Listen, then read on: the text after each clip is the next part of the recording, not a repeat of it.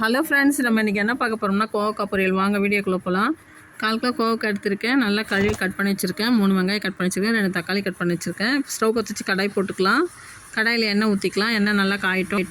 இப்போ கடவுள் தும்பர் போட்டுக்கலாம். நல்லா பொரியட்டும். இப்போ வெங்காயம் போட்டுக்கலாம். வெங்காயம் போட்டு நல்லா வதக்கிக்கலாம். இது வந்து ப்ரெஷருக்கு ரொம்ப நல்லது இந்த கோவக்காய் பொரியல். வாரத்துக்கு 2 நாள் 3 நாள் செஞ்சு சாப்பிட்லாம். ரொம்ப உடம்புக்கு நல்லதுங்க இது. இப்போ தக்காளியும் போட்டுக்கலாம். தேவையான சால்ட்டு போட்டுக்கலாம். சால்ட்டு போட்டால் சீக்கிரம் வதங்கும். 1/4 ஸ்பூன் மஞ்சள் பொடி போட்டுக்கலாம்.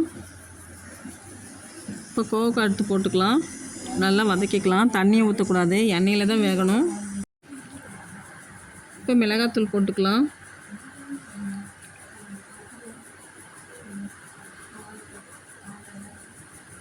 மூணு ஸ்பூன் மிளகாத்தூள் போடுறேன்.